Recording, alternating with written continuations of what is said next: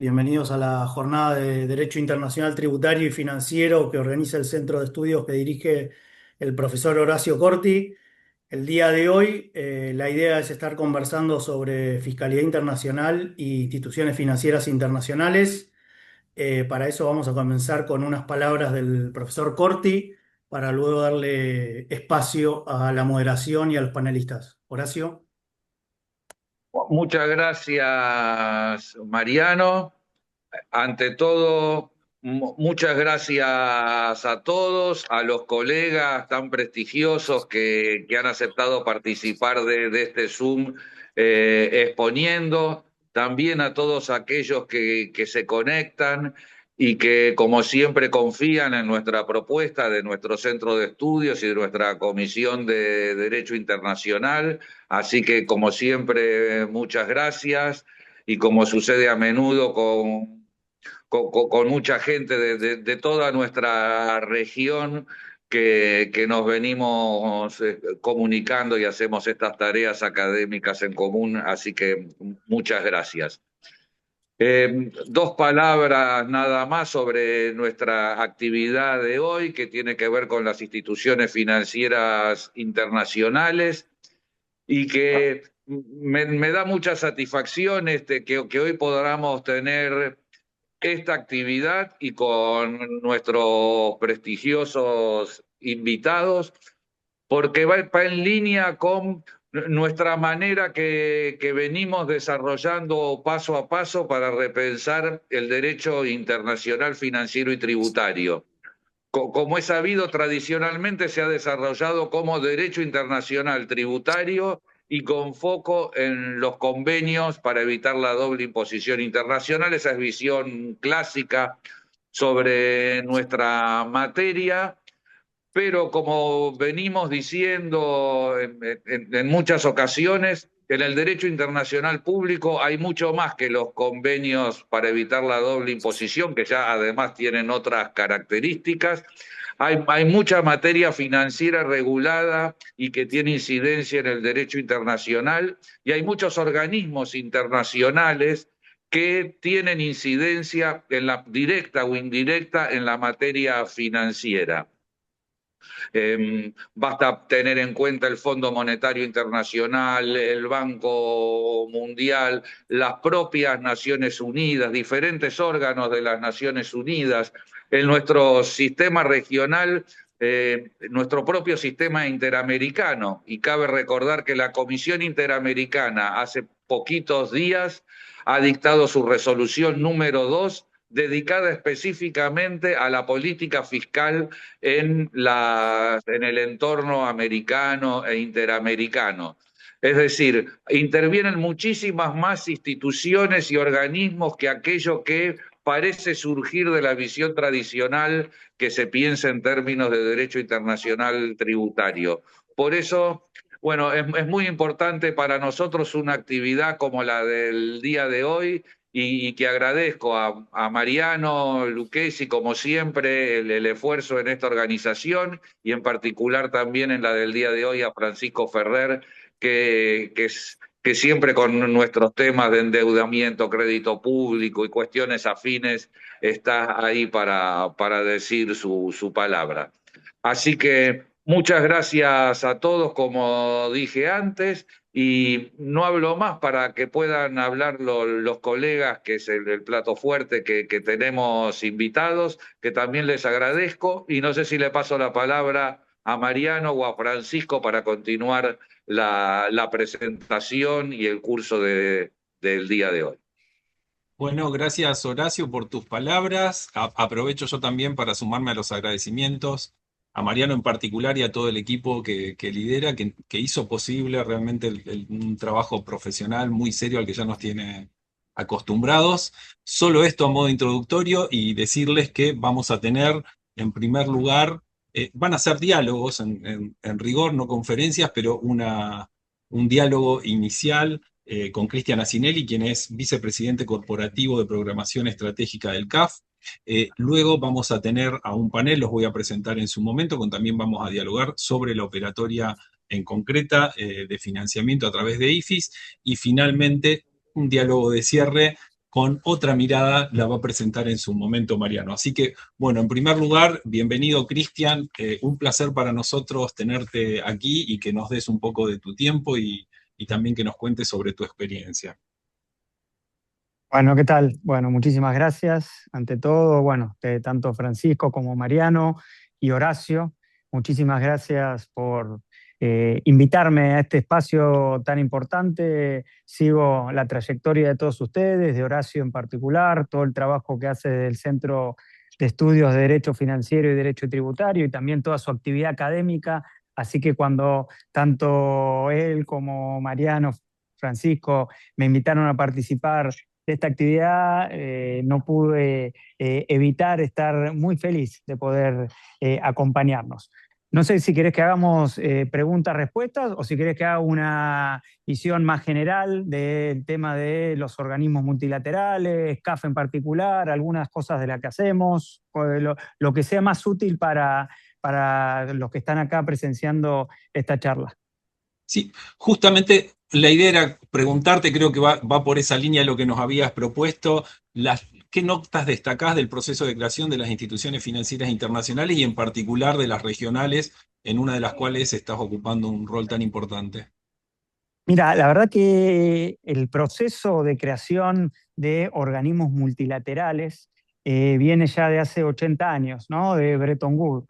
Como todos ustedes saben, después de la Segunda Guerra Mundial se buscó empezar a tratar de generar un espacio a nivel internacional que le diera un cierto orden a la reconstrucción después de la Segunda Guerra Mundial, especialmente en Europa, pero también con una mirada puesta a nivel mundial. De ahí viene la creación, como decía hace un ratito Horacio, de Naciones Unidas, del Banco Mundial, del Fondo Monetario Internacional, de organizaciones que buscaban cómo hacer para recrear un sistema internacional por un lado, pero también que sea un sistema de fomento y apoyo a los países, especialmente a los que habían salido de la Segunda Guerra Mundial. Todos conocemos, bueno, el Banco Mundial como Banco Mundial y entiendo que está Aníbal, que es alguien que conoce muchísimo el tema, que trabaja ahí, que ha trabajado también en el Estado y que conoce eh, eh, al pie de la letra lo que hace el banco, ni me voy a meter en eso, pero el Banco Mundial no se llama Banco Mundial, por ejemplo, se llama Banco Internacional de Reconstrucción y Fomento. Todos lo conocemos como Banco Mundial, pero ha tenido un nombre que iba vinculado al contexto político, social, económico del momento. Lo mismo nos ha pasado a nosotros con CAF. Bien decía Horacio que después de la creación de estos organismos internacionales, Naciones Unidas, Banco Mundial, etcétera, comenzó a partir de 1958 con la creación del BID, después 1968 con la creación de CAF, un sistema que estuviera más afincado en la región. El BID surgió como organismo que tenía la idea de trabajar en toda América Latina y el Caribe, pero en el sistema iberoamericano, a través de la Organización de Estados Americanos. Al principio el BID pertenecía de alguna manera a esa órbita, sigue perteneciendo, pero hoy el BID ha tomado un rol mucho más importante y en ocasiones tiene mucho más poder de trabajo, como tenemos todos los multilaterales, que otras organizaciones que se dedican a otras cuestiones. En ese momento la cuestión era más política, más de organización. Los bancos de desarrollo después empezaron a tomar un rol que al día de la fecha, te podría decir, lo podemos charlar más adelante, que son fundamentales. Digo, más allá de que mis compañeros van a hablar del BID y del Banco Mundial seguramente, digo, para poner en 2, 3 notas sobre CAF.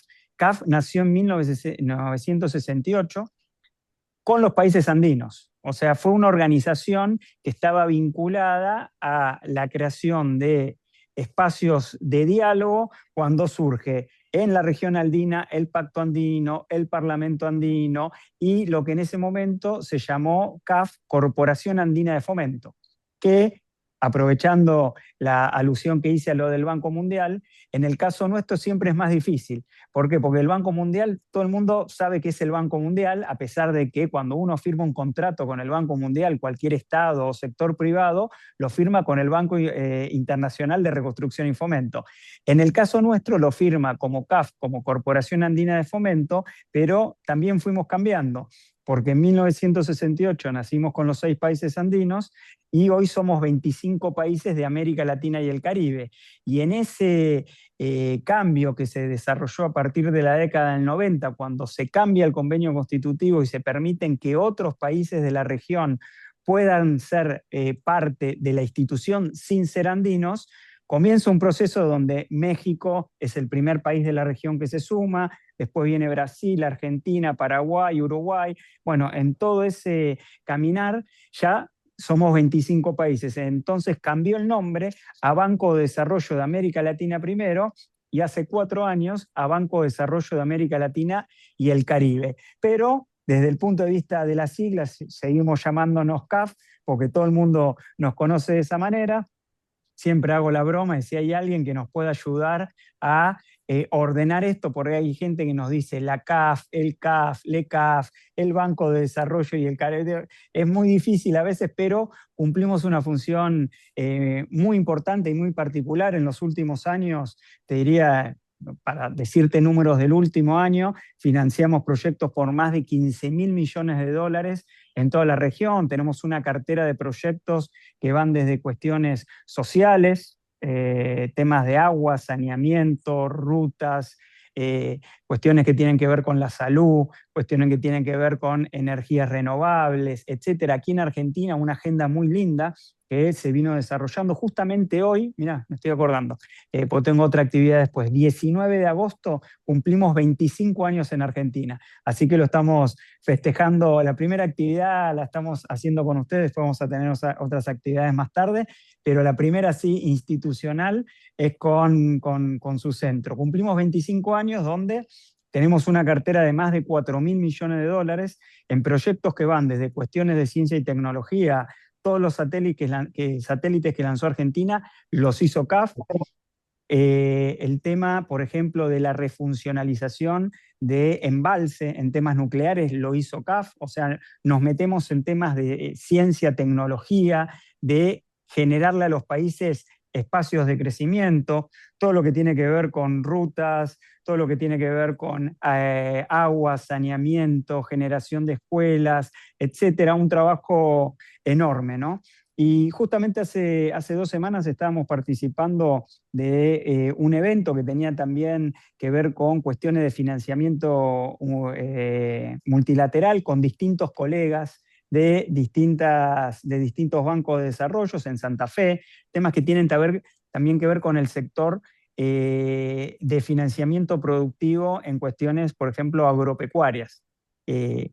Ahí hay mucho trabajo para hacer también, mucha información, mucha cercanía, muchas líneas de crédito que son así muy informadoras, que son muy innovadoras en países como Argentina en particular, pero la región que tiene una cantidad de recursos naturales estratégicos en el mundo de hoy que hacen que podamos llegar a ser lo que nosotros llamamos una región solución a los problemas que tiene el mundo.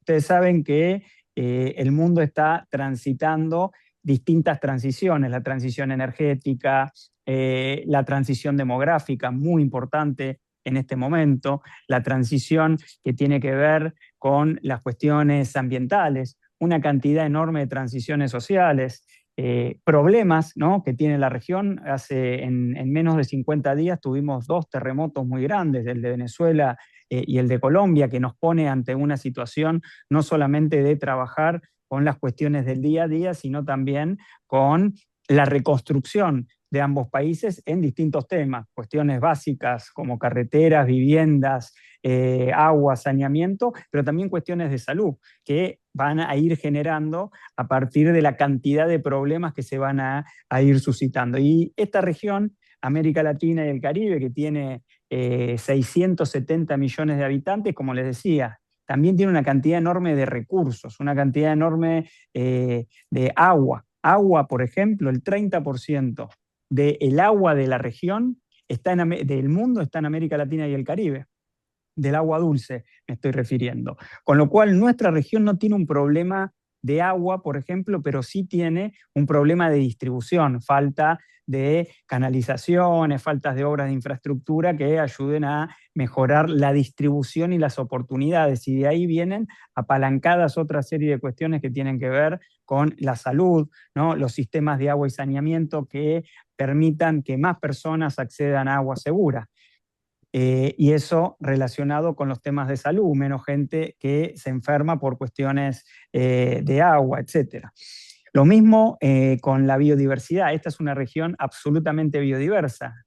7 de los países más biodiversos del mundo están en nuestra región. Tenemos toda la zona del Amazonas, ¿no? Que ayuda muchísimo a generar y absorber los gases de efecto invernadero. Los gases de efecto invernadero que en América Latina y el Caribe son alrededor del 8, 9, 10% de las emisiones mundiales, pero que no tienen fronteras. Y estamos, habrán visto ustedes, en lugares como México, por ejemplo, o las zonas del Caribe, que tienen mucha relación con todo lo que tiene que ver con el turismo.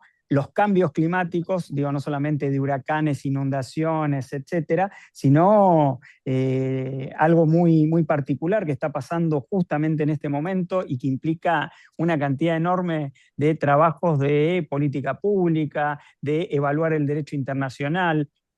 Cambia la temperatura del océano, cambia la salinidad, las algas que están abajo empiezan a procrearse de una manera mucho más rápida, más intensa, terminan saliendo afuera, terminan en las zonas de playa, de turismo, en cantidades que ustedes no se imaginan, miles y miles de toneladas. ¿Y esto qué hace? Este cambio climático hace que se empiecen a generar problemas que están relacionados con el turismo, porque estas zonas, cuando se ubica el sargazo, en particular en la costa, y no lo sacan a tiempo, se pudre, genera un olor nauseabundo y afecta de manera directa el trabajo de miles y miles, cientos de miles de personas en todas esas zonas. Ahí tiene que entrar el Estado a generar subsidios, a trabajar para solucionar este problema, etc. Entonces, estas cuestiones que tenemos, por un lado, muy importantes de la región: agua en abundancia, talento humano, biodiversidad, minerales críticos. Ustedes saben que Argentina, Bolivia y Chile tienen entre el 60 y el 70% de las reservas probadas de litio. Litio que es necesario para la transición energética que en nuestro caso, en América Latina y el Caribe, necesita ser una transición energética justa. ¿Por qué? Porque tenemos esos recursos, pero también tenemos recursos como el gas. Argentina en particular, el segundo yacimiento más importante del mundo, que algunos países europeos toman al gas como una energía que no es de transición, porque es contaminante, pero en el caso de la región, que tenemos esos recursos y que lo podemos utilizar no solamente para mejorar las capacidades fiscales, bajar los costos del gas dentro del país, que haya suficiencia energética, que puedan trabajar así las industrias, y una cuestión que para nosotros es clave y que tiene que ver con la integración regional,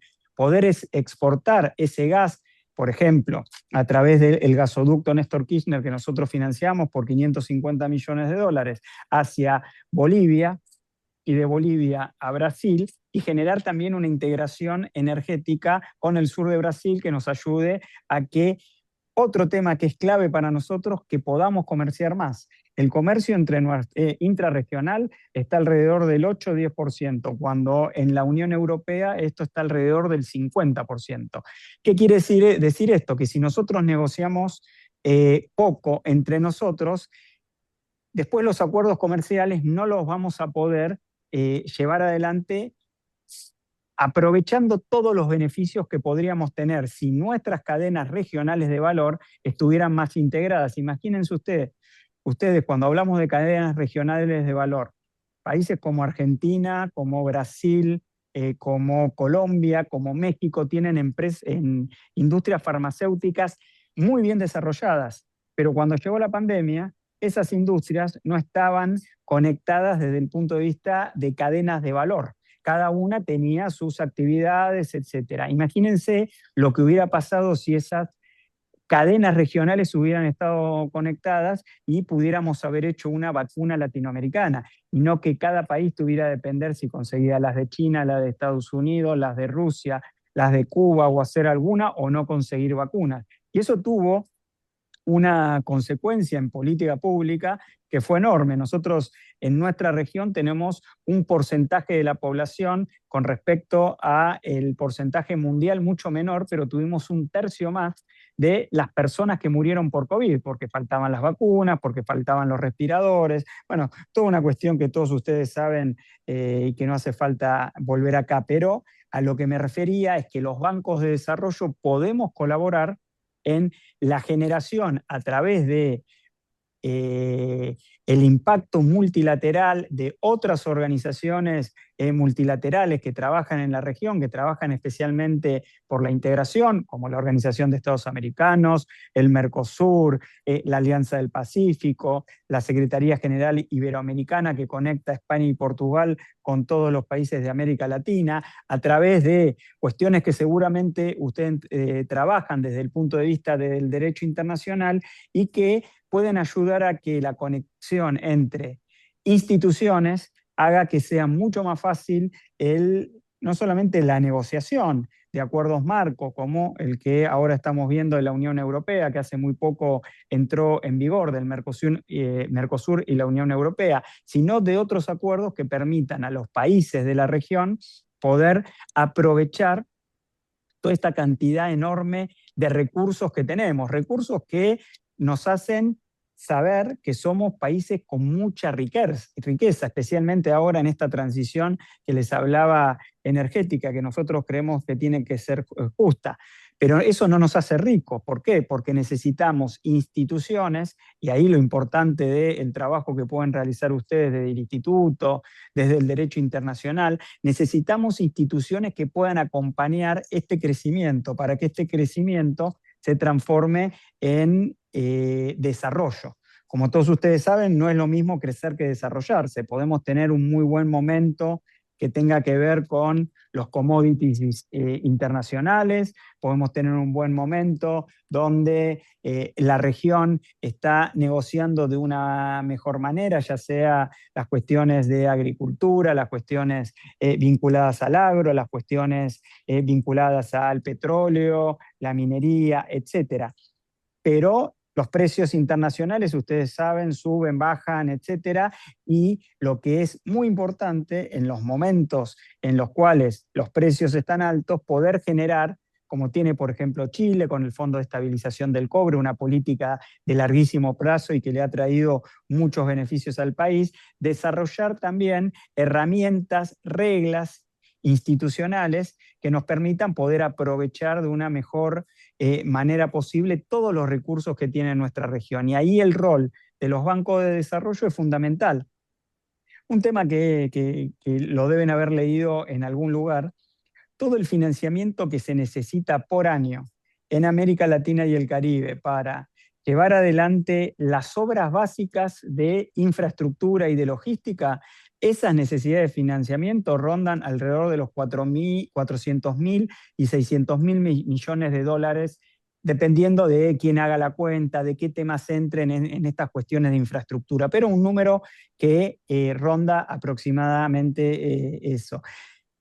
El Banco Mundial, el BID, CAF, Fomplata, el Banco Centroamericano, el Banco del Caribe, todos los organismos de crédito multilateral que trabajan en la región por año aproximadamente pueden ocupar ese 10% de financiamiento. No alcanza, pero lo que sí podemos hacer los bancos de desarrollo, trabajando en conjunto, con coordinación, con mirada de largo plazo, regional, por eso la importancia de las instituciones regionales que acompañan estas cuestiones de integración, etcétera, es coordinarnos para también movilizar recursos de otras regiones del planeta, teniendo en cuenta todas estas posibilidades que tenemos nosotros en el tema de los minerales críticos, del gas, de la biodiversidad, del talento humano que está en nuestra región y que puede generar espacios de inserción laboral muy, pero muy importante, teniendo en cuenta la otra transición que ya estamos viviendo hace un tiempo y que va a ser cada vez más importante, que es la transición digital. El uso de las nuevas tecnologías, la digitalización, la inteligencia artificial en todos los procesos, ya sean productivos por un lado, pero también de educación, de salud y de todas las cuestiones que tienen que ver, ¿no?, con esta transición en el ámbito de la justicia. Me imagino que ustedes también lo deben estar estudiando, lo deben estar trabajando, lo deben estar pensando, ¿no?, cómo el uso de la inteligencia artificial empieza a tener una, diría, incidencia cada vez más, pero más profunda en los procesos mismos que ustedes están viviendo desde la justicia. Dijimos que iba a ser una charla y yo me mandé y empecé a No, hablar y no, seguí la de verdad que largo. hubiera sido un crimen interrumpirte, Cristian, te Mil estábamos disculpas, me escuchando acordé y ahora. bueno, pero sí, vinculado a esto, las preguntas que seguían en realidad eran pensando en la agenda actual y también en el proceso, en los desafíos más importantes, pero creo que ya nos avanzaste bastante sobre esto. Creo que algo que quedó sobrevolando tu exposición era la agenda de integración que tenían con otros organismos multilaterales. Bueno, te queríamos consultar cómo evoluciona eso, porque creo que está vinculado también con lo que estabas comentando. Mira, yo, en CAF en particular, en su ADN está el tema de la integración regional. Cuando se firmó nuestro convenio constitutivo en 1968, los países andinos fueron muy, te diría, visionarios. Los dos temas fundamentales que pusieron fue la sostenibilidad y la integración regional. Integración regional que es clave, porque vos imaginate que negociar frente a bloques como Estados Unidos, Asia, Pacífico, la Unión Europea, todas los países de Oriente Medio, etcétera, que muchas veces tienen más recursos, están más organizados, etcétera, es fundamental. Que un país como Uruguay, por ejemplo, con 3 millones de habitantes, o Trinidad y Tobago, con 1,5 millones, tengan que negociar acuerdos con China, con Estados Unidos, con países de Europa, etcétera, obviamente no es lo mismo que lo puedan hacer en el caso de Trinidad y Tobago con la Organización de los Países del Caribe, o en el caso de Uruguay en el marco del Mercosur. Entonces, el trabajo de integración regional es fundamental. Ahí, como decía, hay muchas instituciones que lo están llevando adelante.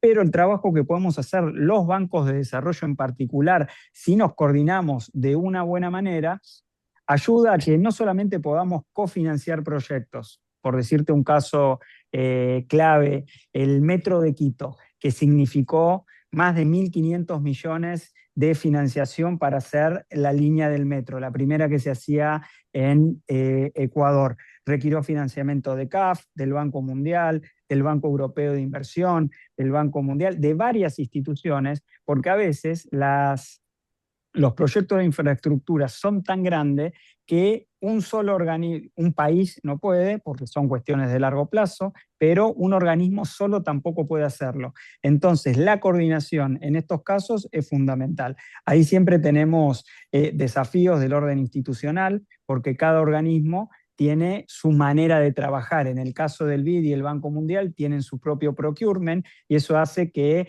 tengan que adecuarse a los países, no solamente a sus reglas, a su normativa, y esto también puede ser un caso bien interesante para analizar en el instituto, en el centro que ustedes llevan adelante, sino, por ejemplo, en el caso de CAF, nosotros utilizamos la normativa local.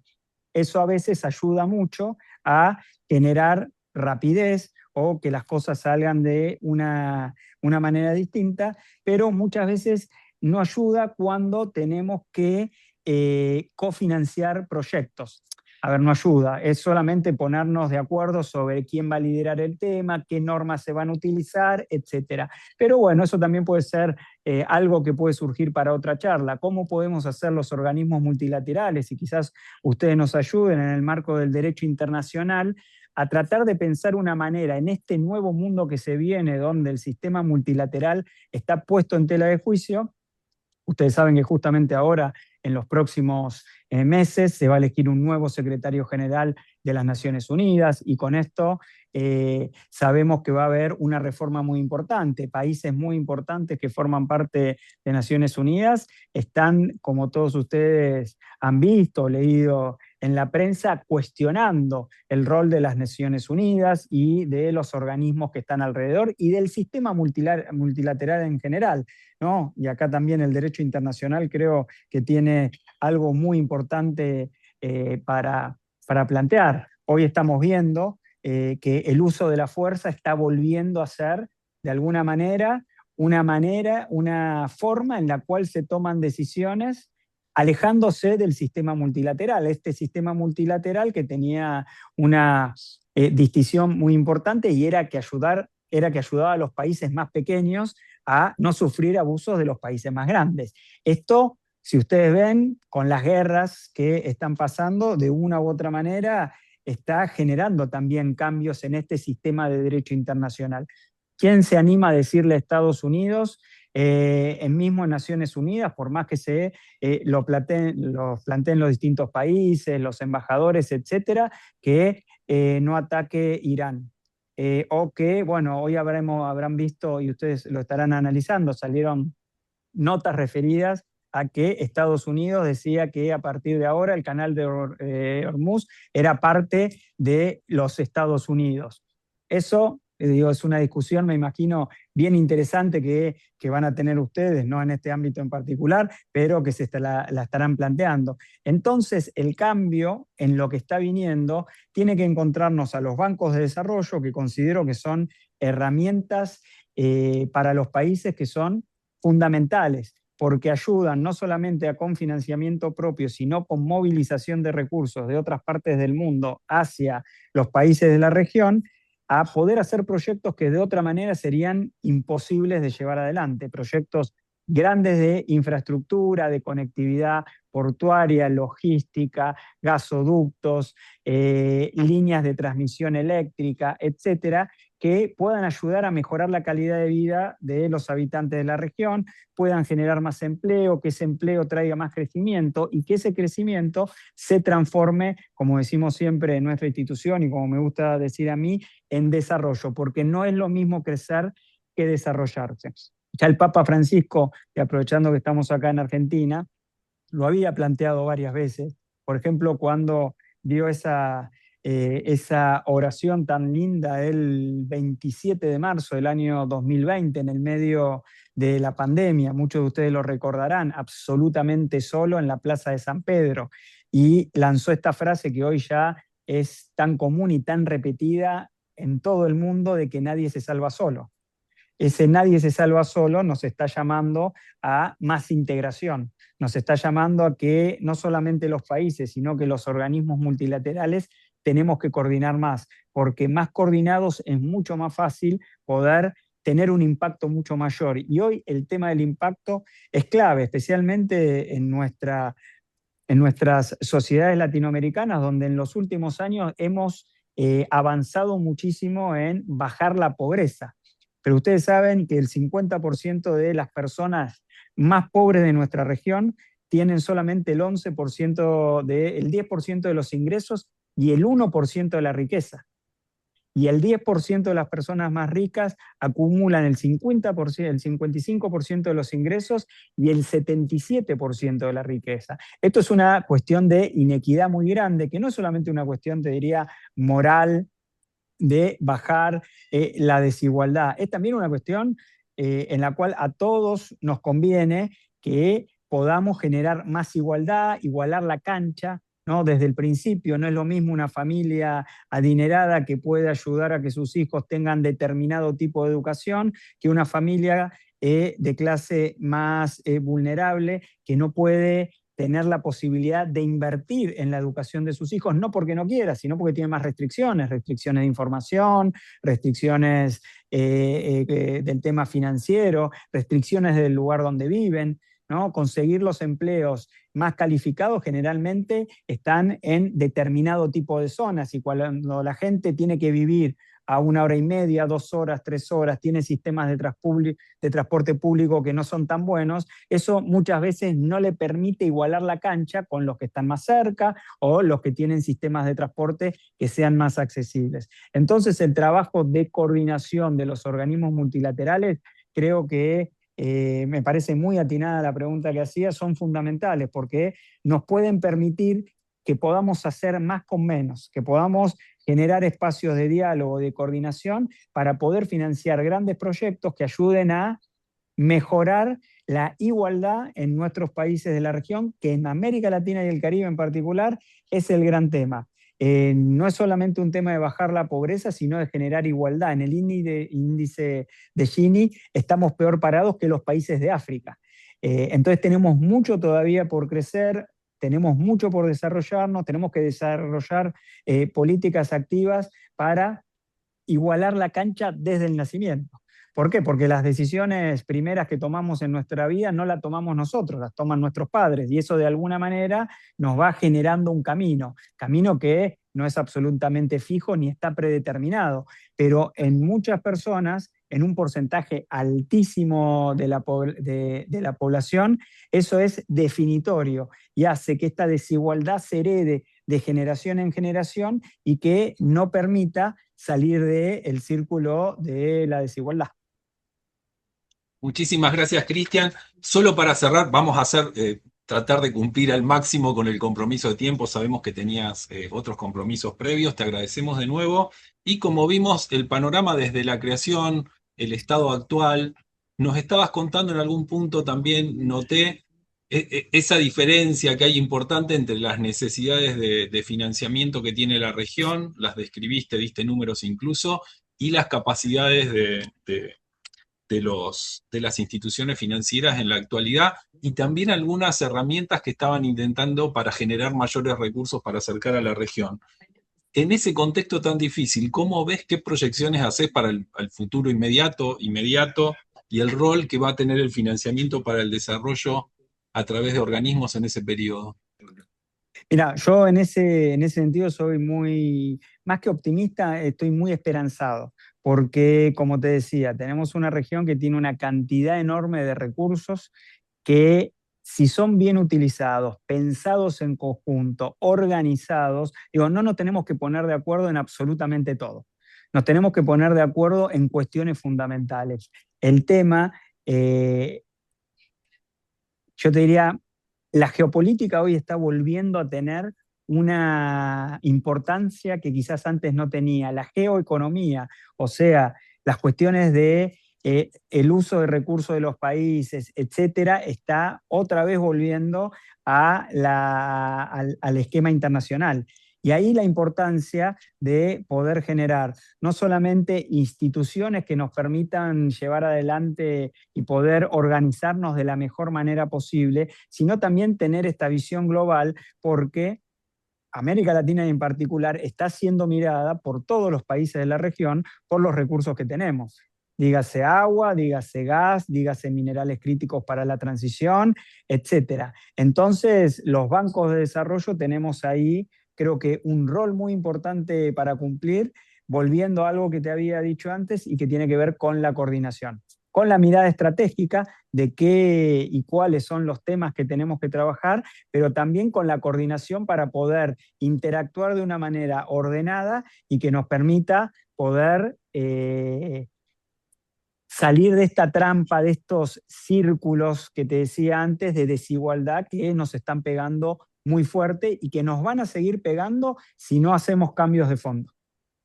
Bueno, muchísimas gracias, Cristian. La verdad que fue un placer para todos poder compartir con vos este tiempo, y ojalá que sea la primera de muchas actividades que podamos compartir en el futuro. Dale, te agradezco muchísimo y pido perdón que no me puedo quedar a escuchar al resto de los compañeros. Bueno, por favor. Gracias de nuevo.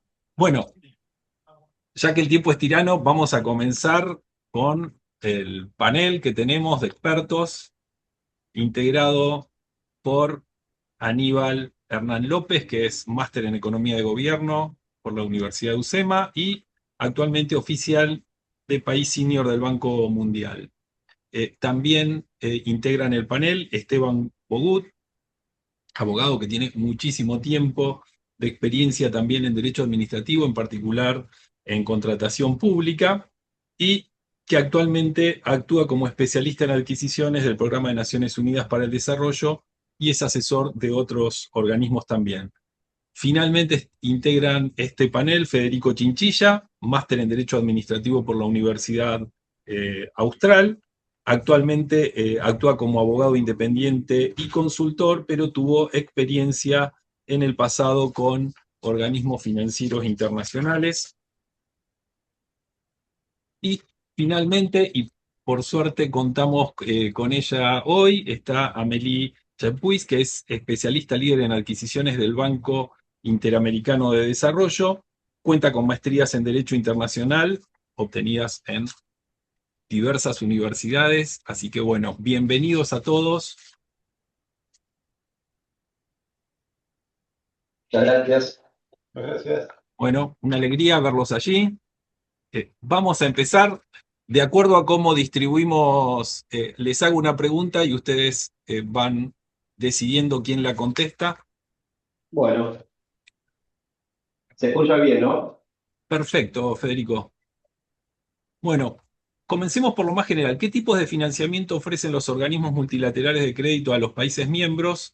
¿Cuáles son las principales características? Y dentro de ese marco, ¿qué distingue a un proyecto financiado por los organismos de un proyecto público financiado exclusivamente con recursos nacionales? Bueno, yo puedo empezar. Gracias por la pregunta.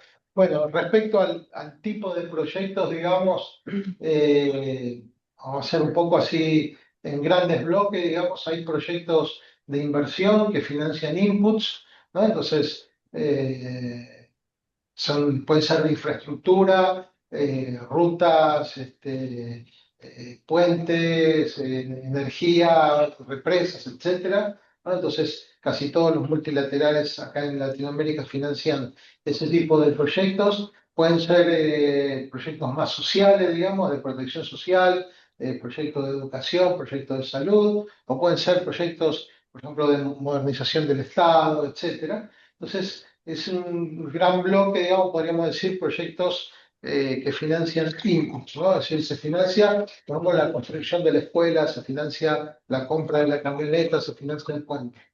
Un segundo grupo podría ser también proyectos de inversión, pero que financian resultados. Entonces, en vez de financiar la escuela, por ejemplo, financian digamos, no sé, que si cierta cohorte, no sé, que los alumnos de tercer grado de las escuelas primarias alcancen ciertas metas de lectura o de escritura o matemática, lo que fuera. Entonces, contra eso se hacen desembolsos. Entonces, lo que se financian ahí son ciertos resultados, ¿no? Son de inversión también, pero financian ciertos resultados, no la escuela en sí, ¿no? Después un tercer grupo grande son proyectos, bueno, tienen distintos nombres los distintos multilaterales, pero podríamos decir proyectos de políticas, ¿no? Que financian, digamos, grandes reformas, donde los recursos son de libre disponibilidad y van al tesoro, se llaman PBL, DPL, según tienen distintos nombres según los multilaterales, pero básicamente financian, digamos, si el gobierno se compromete a hacer ciertas reformas, ciertas mejoras, reformas a veces de tipo impositivo, fiscal, de todo tipo. Entonces, contra eso va desembolsando en tramos el préstamo, digamos, ¿no? Que se acuerda en un principio.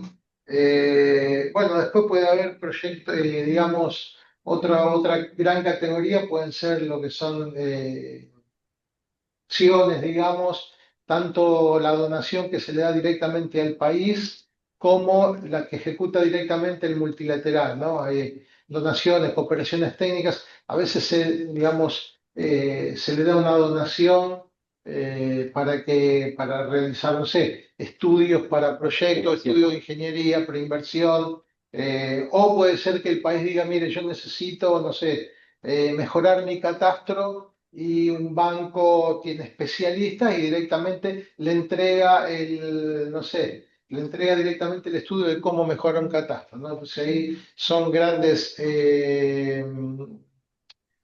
los grandes grupos, digamos. Y la segunda parte de la pregunta que decía, ¿qué distingue al proyecto financiado por un organismo, por organismos de los proyectos nacionales? Digamos, bueno, ahí bueno, ¿qué distingue? En principio parecería que no hay grandes distinciones, pero obviamente la elección de uno u otro por parte de un país, por ejemplo, depende mucho de, primero, por ejemplo, si el país tiene los recursos o necesita financiarse, ¿no? Es decir, esa es lo primero, es decir, si el país tiene, como hoy comentaba Cristian, más necesidades de recursos, de los recursos que tiene, y quiere plantear una serie de proyectos, probablemente necesite endeudarse. Una de las fuentes es, bueno, los multilaterales. También depende del costo, ¿no? La disposición, digamos, la posibilidad que tenga el país de ir a los mercados. Entonces, un país que se financia con bonos, entonces puede comparar también la tasa de, digamos, que le ofrecen los multilaterales versus otra forma de financiamiento. También puede ser en base a la experiencia, por ejemplo, puede decir, bueno, yo quiero financiarme con tal multilateral porque tiene un especialista, ¿no? Qué sé yo, ingenieros especialistas en protección de inundaciones, que surcan las ciudades, que siempre es un tema muy complejo, digamos, ¿no? El impacto en los edificios, hacer túneles, o porque tiene un tunelero especial, o sea, le aporta cierta experiencia en ciertos temas, o sea, a veces también puede ser por eso, puede ser por un tema simplemente de que tome una garantía con un multilateral, porque, digamos, eso le permite, y además de garantía, puede ser que ni siquiera garantía, que tome un préstamo, por ejemplo, y de esa forma le dé cierto confort a los licitantes de que detrás hay un multilateral y que los pagos se van a realizar en tiempo y forma, por ejemplo. ¿Sí? Asegura los pagos, eso impacta en los precios, etcétera, etcétera. Entonces, bueno, hay varias cosas que se pueden tener en cuenta y que normalmente hay una subsecretaria del Ministerio de Economía que mira un poco todo, ¿no? Mira el bosque, entonces ve cuánto se puede financiar y de eso también con quién financiarse le puede convenir. Y a su vez hay, digamos, distintos tintes, distintas hints, digamos, entre distintos multilaterales. Entonces, con uno me conviene en infraestructura o porque cuida más la salvaguarda, entonces el país está muy preocupado por una salvaguarda o viceversa. Quiere ir más rápido y evita cierto banco que puede ser, o cierto organismo que puede ser más complejo en tema de salvaguarda. Bueno, voy a parar acá. Sí, yo complemento un poco lo que menciona Aníbal. Creo que es un poco retomando también lo que mencionaba Cristian antes. O sea, hay 80 años de experiencia de los multilaterales, de los bancos multilaterales. No dejan de ser bancos, o sea, otorgan, digamos, la actividad principal es bancaria. O sea, ellos captan capital del mercado y después lo represtan a los miembros. Para eso siempre tiene el límite, que es el capital del banco. Algunos bancos tienen más dimensión que otros, el Banco Mundial, el BID, ahora la CAF, que creció muchísimo en los últimos años, y los regionales tienen menos capacidad de capital.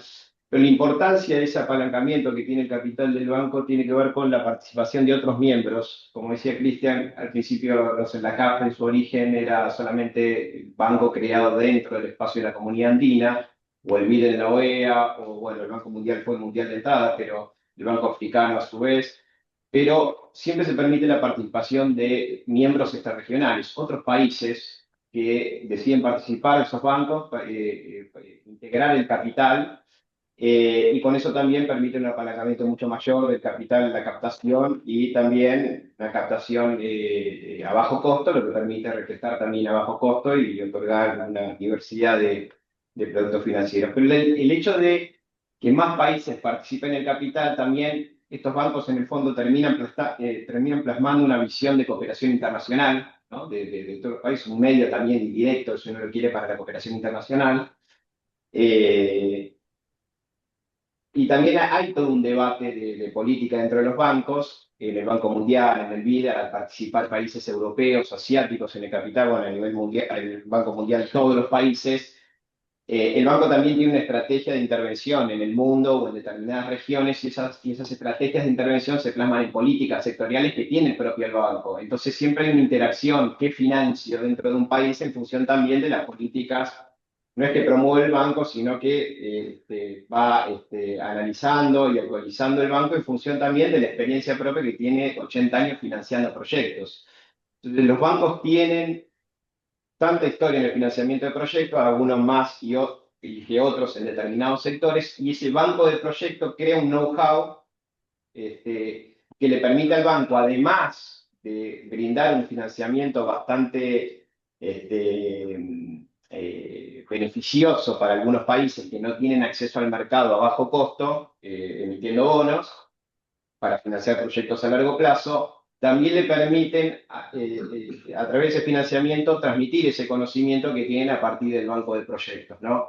Entonces, por eso lo que mencionaba Aníbal, es decir, elegir un banco u otro en función no solamente de la política de financiamiento que tenga, algunos bancos prestan un poquito más bajo, otros según la posibilidad de captar más bajo o no que tenga el propio banco, CAF o Banco Mundial o BID, la diferencia es mínima, pero la hay, pero también te ofrecen diferentes experiencias o know-how en función del banco de proyectos que tienen y los especialistas sectoriales que tienen el banco. Entonces, muchas veces los países cuando eligen esos proyectos también eligen con qué banco trabajar en función del conocimiento que tiene el banco en ese sector, ¿no? Esa experiencia que puede aportar en el proyecto. Creo que esa es la parte importante. Entonces, por eso decía Bueno, Aníbal que no solamente el producto es financiero, sino a veces el producto también es la cooperación técnica, es una donación que te da el banco simplemente para estudios de inversión o simplemente transmitirte conocimiento sin financiarte, para que después vos lo financies con capital local.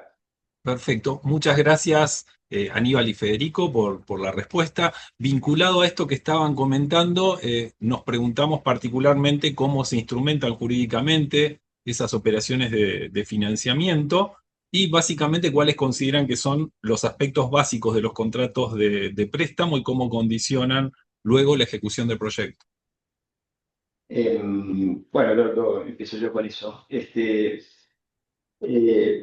bueno, vamos a aclarar también que como bancos no solamente financian al sector público, sino también en general los bancos también tienen su brazo, algunos brazos que puede ser a través de otra entidad asociada o vinculada, o a veces el propio banco también financia al sector privado, ¿no?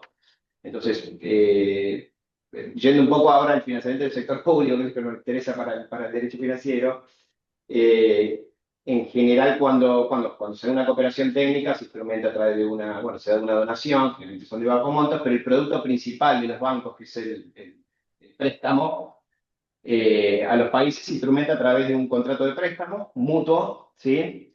Que la contraparte es el banco. Esto es importante también aclararlo, porque a veces en general cuando uno usualmente se ve estos bancos sin un sentido de apropiación, ¿no? Como que uno está negociando con un banco que fuese como externo al país o ajeno totalmente al país.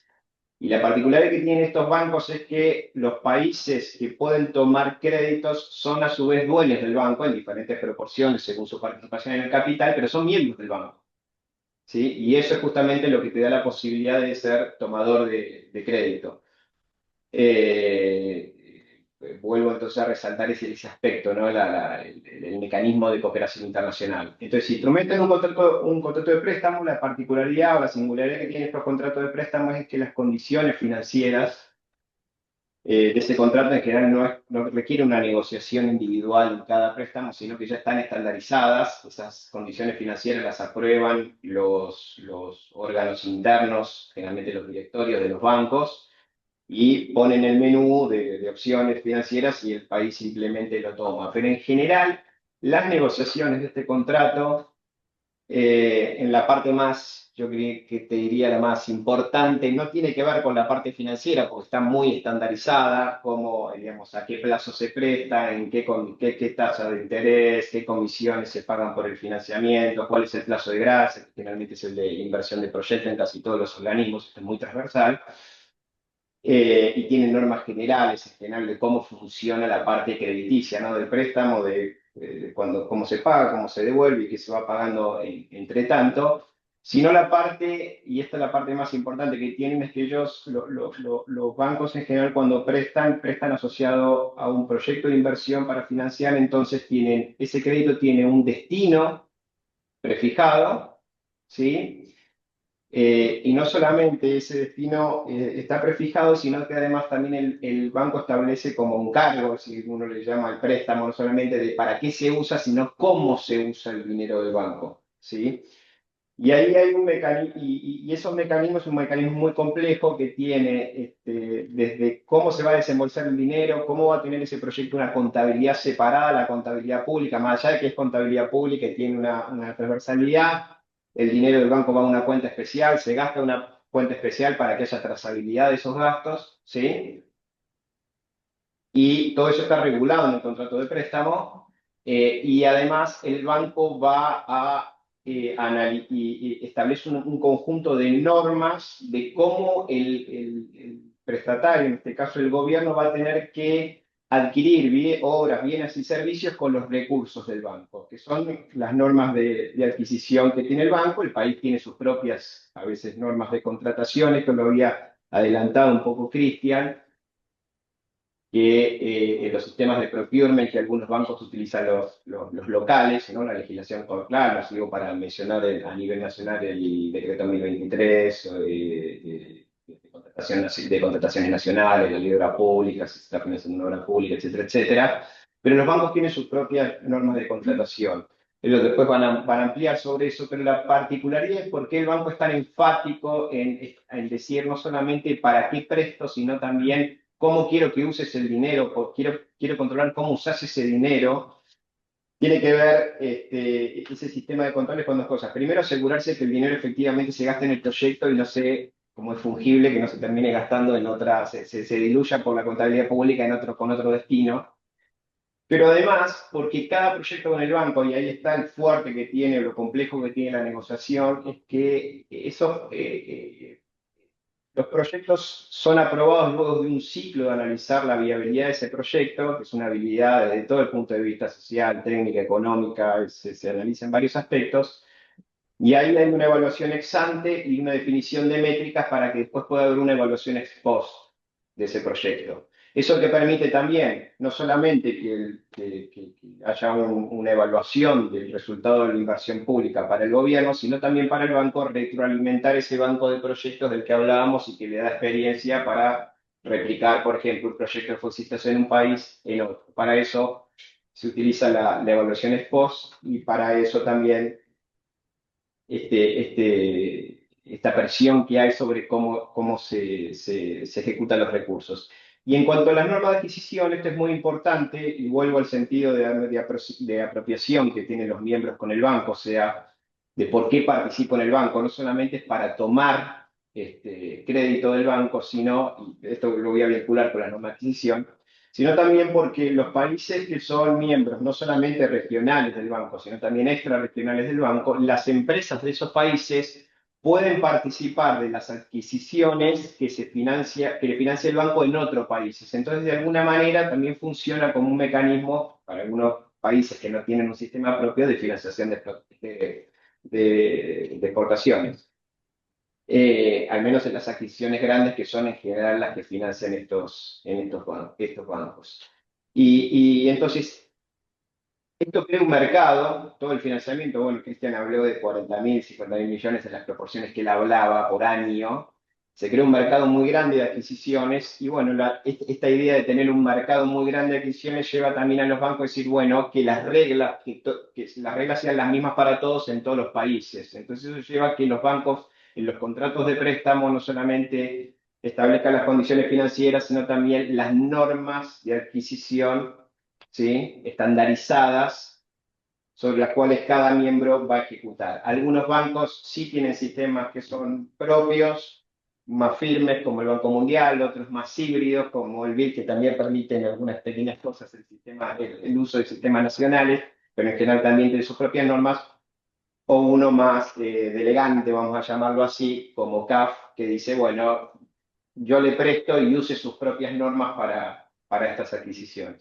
Pero volviendo un poco a lo central, sí hay un contrato de préstamo y la particularidad que tiene este contrato de préstamo que además de los vínculos o los deberes financieros propios de cualquier mutuo que uno puede tomar con un banco, tiene la particularidad que establece obligaciones modales, vamos a ir bien a lo jurídico, porque opera como si fuese un cargo del préstamo. ¿Sí? Bueno, yo le presto, pero lo uso solamente para esto y yo voy a controlar que efectivamente la plata vaya ahí, sino que cómo lo gasta, cómo lo hace, cómo ejecuta ese financiamiento, también va a ser de mi interés y también lo voy a analizar, ¿no? Y ahí es donde este contrato de financiamiento tiene una carga adicional que son estas normas de adquisición estandarizadas que suelen incluirse y que después los países aplican. Pero esa es en general la estructura que tiene todo financiamiento.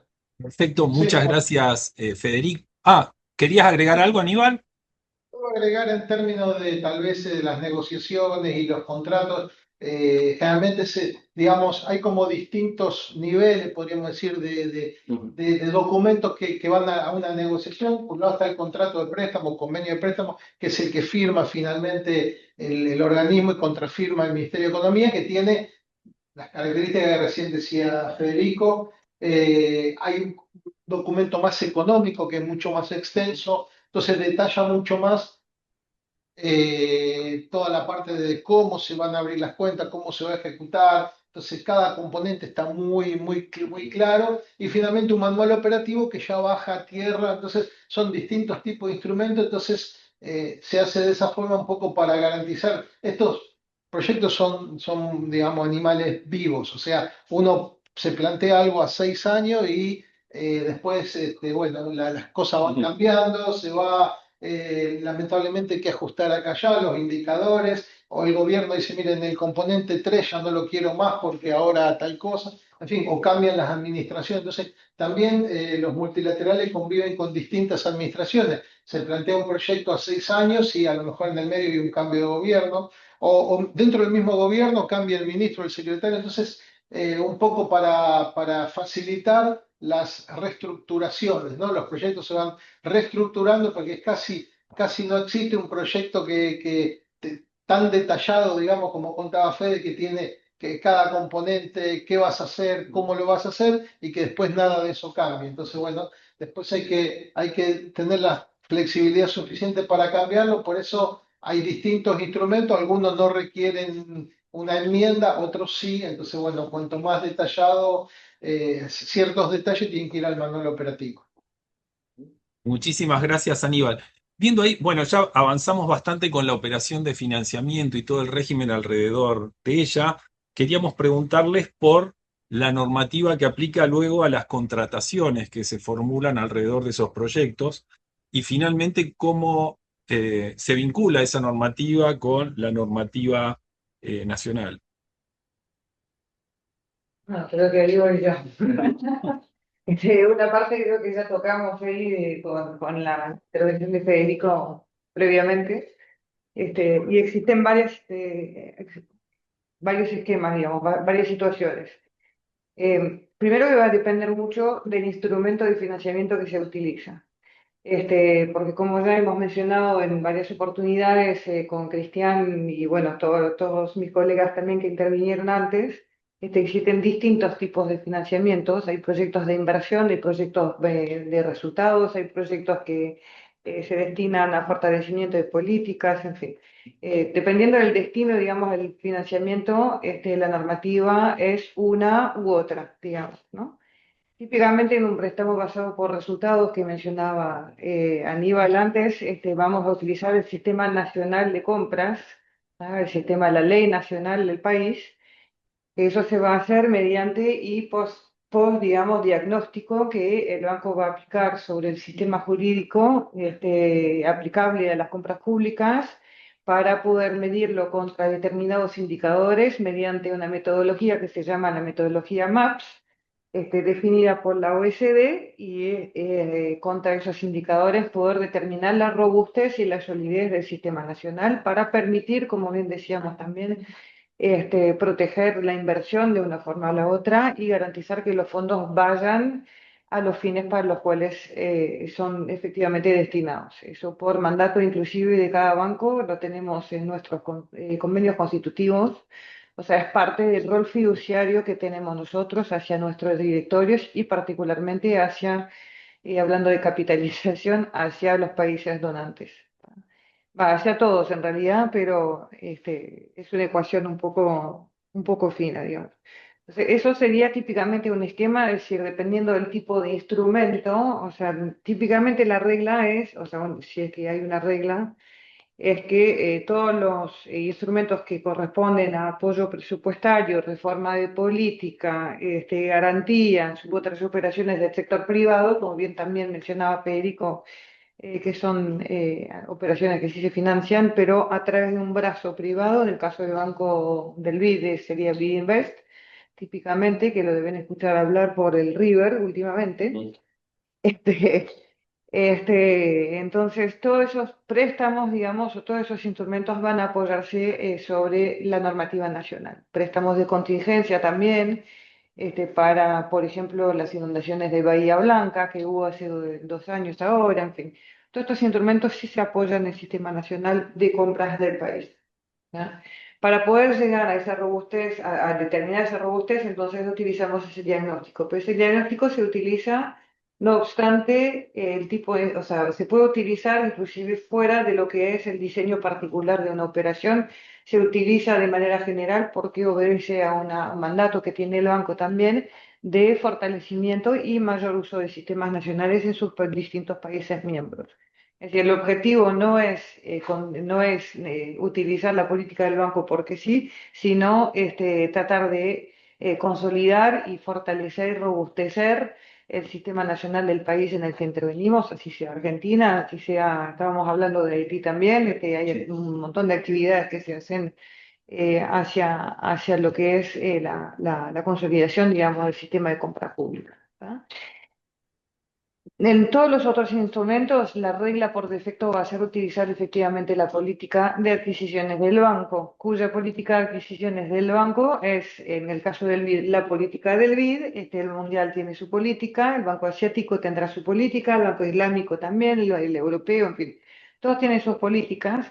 No obstante, existe una instancia que se llama los Heads of Procurement, mediante la cual en realidad estas políticas se armonizan o buscan armonizarse para poder presentar un régimen operativo medianamente estandarizado al ejecutor o al país que va a beneficiar del crédito llegado el momento. Entonces, pueden llegar a ver por distintos momentos de la vida en los que nos encontramos algunos bancos que han procedido o avanzado con la modernización de su esquema normativo antes que otros, pero prácticamente a nivel de adquisiciones lo que van a encontrar en un préstamo del BID lo van a encontrar también en un préstamo del Banco Mundial o del Banco Asiático, etcétera. Los principios son relativamente similares. Entonces, esto es un poco los 3 puntos a tener para mantenernos en tiempo, ¿no? Porque si no, de esos documentos tenemos una literatura extensa. Son documentos inclusive que tenemos que actualizar de manera quinquenal para producir una estrategia justamente que va hacia, como les decía, el mayor uso del sistema nacional, pero para esos instrumentos, perdón, típicamente los préstamos de inversión con garantía soberana, ahí por defecto, digamos, se tiende a utilizar más las políticas de adquisiciones del banco. Lo que, como bien decía Federico, para el caso del BID, en todos casos, no excluye la posibilidad de entrar en un acuerdo mediante el convenio de préstamo o durante el periodo de ejecución del préstamo en cuestión, entrar en un esquema en el que vamos a focalizarnos sobre el sistema nacional. Así sea el sistema nacional en su totalidad, como también puede ser un subsistema nacional, como por ejemplo, hablando de líneas de transmisión, que es un ejemplo que se mencionó anteriormente, podemos ir a mirar, por ejemplo, el sistema normativo de concesiones, concesiones eléctricas, por ejemplo. ¿Ah? Eso sería también parte de esos diagnósticos que se pueden llegar a hacer si es que el caso lo requiriera, ¿tá? Entonces, quedándonos un poco en ese esquema o sea, ese esquema de gobernanza, cómo eso opera en paralelo o no con el sistema nacional. Típicamente, nada de todo eso borra el sistema nacional, el sistema jurídico nacional, porque el ecosistema de la política del banco vive y tiene que convivir con el ecosistema jurídico nacional del país en el que se opera. Por ejemplo, o sea, lo que se busca es aplicar el criterio de compatibilidad. Donde no hay compatibilidad, entonces ahí es donde tenemos que buscar un acuerdo y buscar un modus operandi específico para que se diseña en el convenio de préstamo desde el inicio y se acuerda el modus operandi mediante ese instrumento y después de ahí cae en lluvia fina en todos los instrumentos de la operación. Lo que no hace que esté necesariamente escrito en piedra, porque puede cambiar en el periodo de ejecución, pero lo principal, digamos, está sentado en ese convenio de préstamo de cuestión. Muy, Todo eso va a nuestro directorio lo tiene que aprobar, o sea, son medidas importantes y que van realmente de la mano con el criterio de compatibilidad para materia tributaria, por ejemplo, toda la materia tributaria aplicable a un contrato de obra típicamente es la materia tributaria del país en el que se aplica el crédito. Lo mismo pasa con todo lo que es la materia laboral, lo mismo pasa con materia ambiental, en fin. Entonces todo eso para decir, o sea, por ejemplo, resolución de un conflicto, si es que hay una judicialización de un contrato por X situación que se presente y no se resolviera de manera extrajudicial, si es que se judicializa el caso, entonces, salvo casos en los que está determinado explícitamente y directamente dentro del pliego, va a depender de la jurisdicción, o sea, del sistema normativo nacional. Entonces, todo eso, para concluir, es el sistema BID, en este caso, para hablar del BID, pero aplica en todos los otros multilaterales, no vive solo, vive en ese ecosistema de política más sistema nacional. Lo único es que las reglas, digamos, de licitación como tal, para regular y reglamentar el proceso licitatorio como tal, ahí sí figura dentro de las políticas del banco, salvo que haya un acuerdo específico que se ponga y disponga directamente dentro del convenio de préstamo. muchísimas gracias, Emily. Muy clara tu exposición. Vinculado, continuamos con esto. Estamos interesados en conocer también quiénes son los que pueden participar en los procesos de adquisición financiados por organismos multilaterales de crédito y en particular cuáles son las reglas de elegibilidad y qué diferencias existen entre los bancos en este punto tan sensible. Sí, me parece bien. Bueno, empezamos por la diferencia. La diferencia ya le dijeron recién, lo dijo Federico, también Emily, es en el caso del Banco Mundial, hay una apertura hacia todo a que pueda participar todo el mercado internacional, y puede participar una empresa o un individuo, independientemente de la nacionalidad que tenga esa empresa o del origen de los bienes o de los servicios que se quieran prestar. O sea, cualquier empresa de cualquier lugar del mundo puede participar en un proceso con financiamiento del Banco Mundial. Ese es el principio. En el caso del Banco Interamericano, solo pueden participar empresas o individuos nacionales de países miembros de los bancos, sean prestatarios o no prestatarios. O sea, no necesariamente tiene que ser un país miembro prestatario, o sea, de quien recibe el financiamiento, o de apto para recibir financiamiento, sino de cualquier país. Por eso hay muchos países, como dijeron en la exposición anterior, que tienen interés en participar en esta clase de organismos, porque también le asegura un mercado para sus empresas, para sus nacionales, o para proveer bienes con origen, digamos, en países distintos a los que son miembros originarios, digamos, de estas organizaciones y tienen interés en este, ampliar, digamos, las fronteras para comerciar. Entonces, la diferencia esencial es esta. El Banco Mundial está abierto, igual que también en el caso de la CAF también es totalmente abierto, y hay otros bancos que por ahí son un poquito más cerrados, como puede ser el Banco Interamericano, que solamente países miembros, o el caso de Fondplata, que en principio también para países, el asiático también, el europeo también es abierto. O sea, depende de cada institución, pero entre los dos, digamos, más importantes, o no sé si más importante para que no se ofendan acá, pero los más tradicionales, para decirlo así, o que más tiempo llevan acá en la región, Banco Interamericano y Mundial, esa es la gran diferencia. Y después las otras cuestiones, la regla principal que está en las políticas estas de adquisiciones que dijimos que se aplican en los proyectos de inversión por default, salvo que se haya aprobado por algún caso particular la aplicación de los sistemas locales, es que no se puede excluir a nadie, a ningún oferente, salvo porque no tenga capacidad técnica, jurídica, económica para ejecutar con éxito un contrato. Entonces, la única razón por la que en principio se puede excluir es porque no tiene capacidad.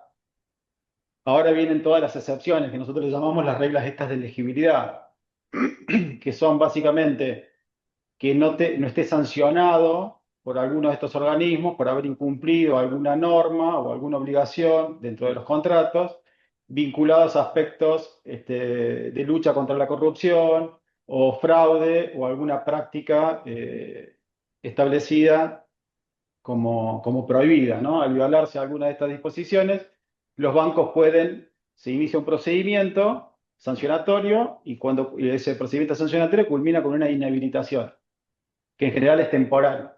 Y también hay vasos comunicantes entre estos organismos, se suscriben en general acuerdos en donde estas inhabilitaciones están cruzadas. ¿Qué quiere decir esto? Que si el Banco Mundial inhabilita a una empresa por un hecho de corrupción, automáticamente esa empresa también queda inhabilitada para participar en un proceso del Banco Interamericano. No siempre es automático, sino depende de los acuerdos que tengan los distintos organismos. Otra causal de inelegibilidad o de inhabilidad para participar en estos procesos tiene que ver con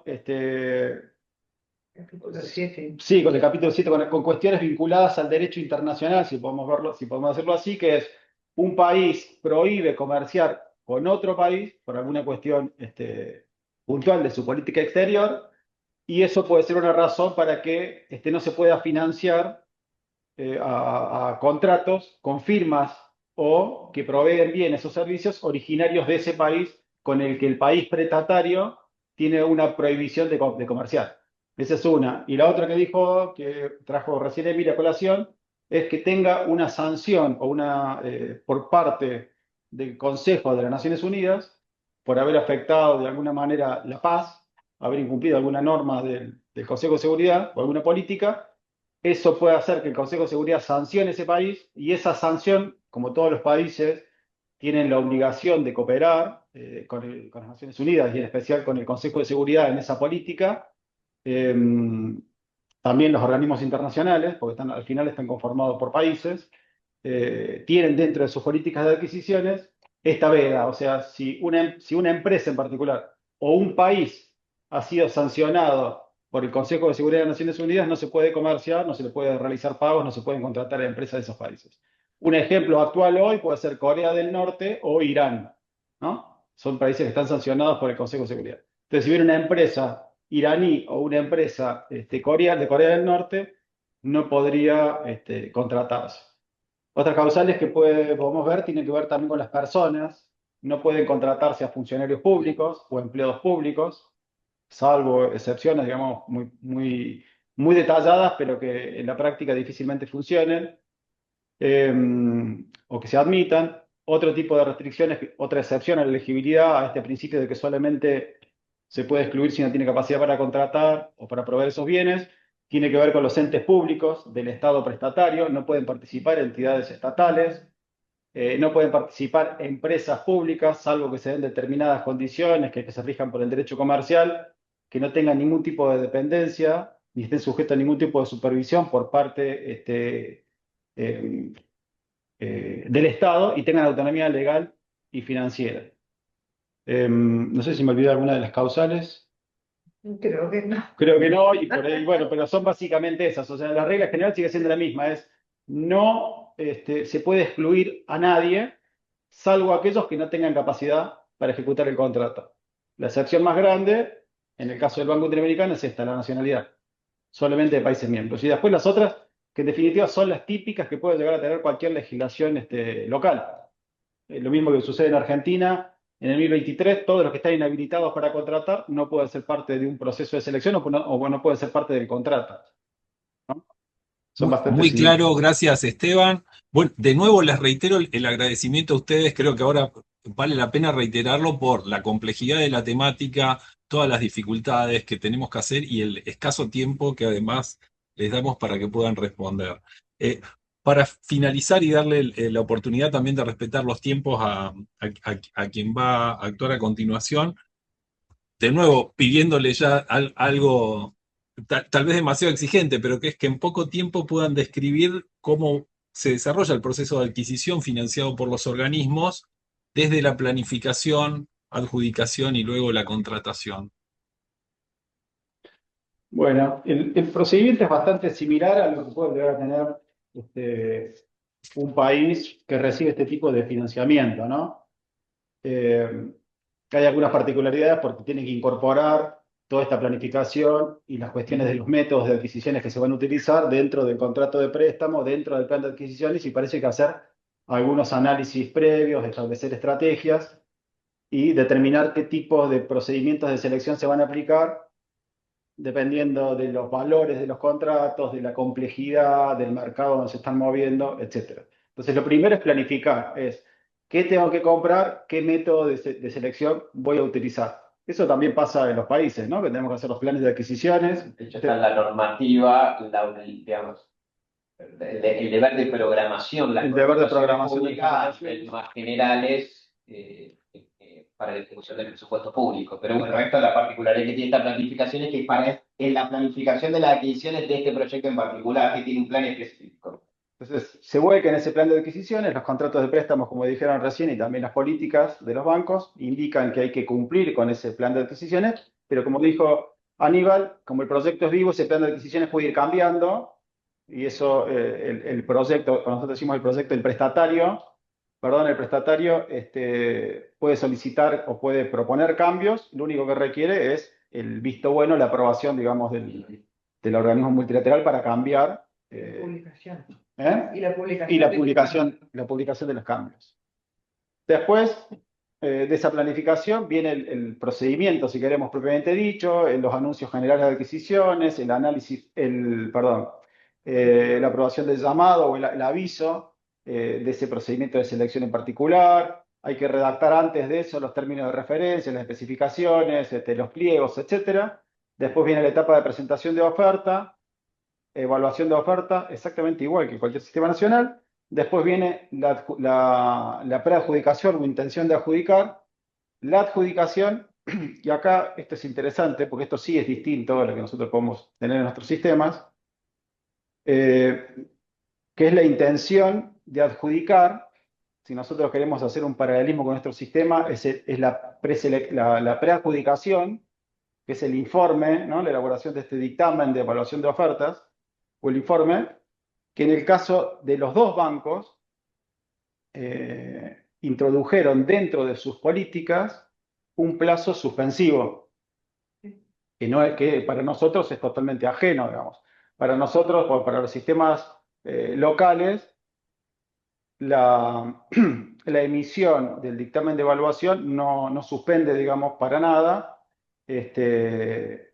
la posibilidad de firmar el acto de adjudicación posterior. En el caso de los bancos, desde que se notifica ese informe, se suspende por 10 días hábiles el plazo para poder adjudicar el contrato y después para poder firmarlo. ¿Para qué se da ese plazo?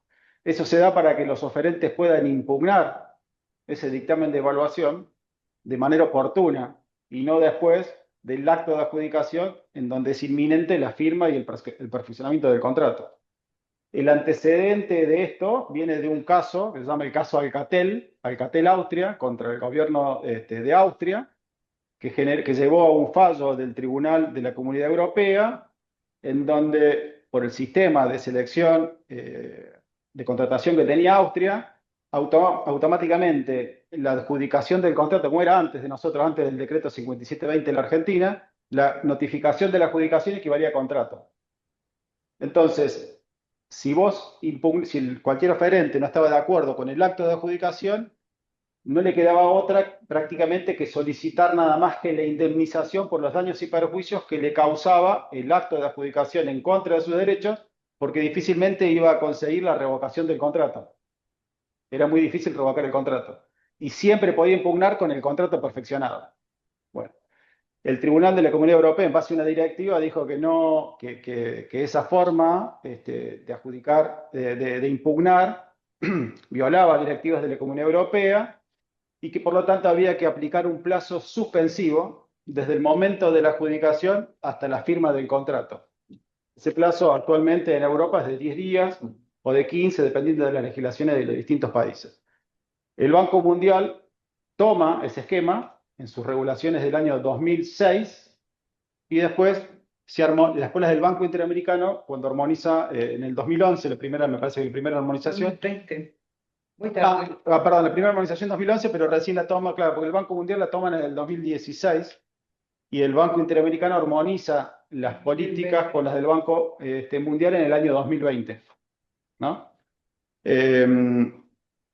Así que desde el momento en que se notifica la intención de adjudicar, o sea, lo que sería el informe de preselección, el informe de preadjudicación de nuestro sistema, se suspende. Durante ese plazo, los oferentes tienen la posibilidad de impugnar ese informe, y si hay una queja, si eso se impugna a través de un procedimiento de queja, si hay una queja, no se puede adjudicar y continuar con el procedimiento hasta tanto no se resuelve esa queja. Y en esa queja también tiene que intervenir el banco, ¿no? Esto principalmente se aplica para los procedimientos internacionales. Esa es una de las grandes particularidades que tiene, diferentes a lo que son nuestros sistemas. Nuestro sistema, actualmente, los actos de preadjudicación ni siquiera ya se pueden impugnar libremente porque ahora se exigen garantías de impugnación. Está cada vez proliferando más ese mecanismo, sino que lo que vamos nosotros a impugnar o a recurrir rectamente es recién el acto de adjudicación. Entonces, mientras sistemas de otros, o sea, sistemas de los bancos multilaterales u otros países van hacia este esquema de permitir una apelación, un recurso, una impugnación que sea eficaz contra esa decisión que se va a tomar y pueda realmente revocarse si está mal, Argentina va hacia el sistema distinto, hacia un sistema opuesto. Vamos cada vez cerrando más las puertas para que se pueda impugnar, ¿no? De todas maneras, la garantía de impugnación no veda la posibilidad de que se recurra el acto de adjudicación, pero sí es más difícil revocarlo, ni hablar si, como los sistemas de adquisiciones de bienes y servicios a nivel nacional, el plazo que va desde la emisión, desde el procesamiento del contrato y el acto de adjudicación es muy breve. Entonces podemos estar en ese problema en donde tenemos un contrato ya firmado, ya en marcha, y recién estamos impugnando el acto de adjudicación. O sea, vamos a ir siempre atrás de los acontecimientos. El recurso administrativo o el recurso de contrato administrativo de adjudicación no tiene efecto. Claro, y además con el agravante suspensivo porque no es sancionatorio, digamos. Que no es suspende. nacional, después hay legislaciones provinciales que sí pueden establecer, pero en general el recurso administrativo no tiene efecto. Entonces uno tiene que ir, si quiere suspender, va, impugna la adjudicación y se va a peticionar una medida cautelar para poder suspender eso, al menos hasta que la resuelva la impugnación administrativa, pero ya es mucho más complejo el sistema o la eficacia de esa impugnación, llegado al caso, ¿no? Porque entre tanto ya se adjudicó el contrato, si se empieza a ejecutar, volver las cosas para atrás cada vez se hace más difícil. Sí, bueno. Y después de la intención de adjudicar, viene el acto de adjudicación previamente dicho y con posterioridad el perfeccionamiento del contrato y toda la ejecución contractual. Dentro de la lógica de los bancos, también actualmente a nivel nacional también es así, la adquisición empieza con la planificación y no termina con el acto de adjudicación o perfeccionamiento del contrato como se sostenía tradicionalmente, como si fuesen dos etapas distintas, toda la parte de la adquisición, el procedimiento de selección y después toda la parte de ejecución contractual, sino que hoy se ve el proceso como una sola cosa, de manera integral. Empieza con la verificación y termina cuando concluye la prestación o cuando se expira el contrato, que era objeto del procedimiento. O sea, no termina con el procedimiento de selección. Tiene una visión más abarcativa.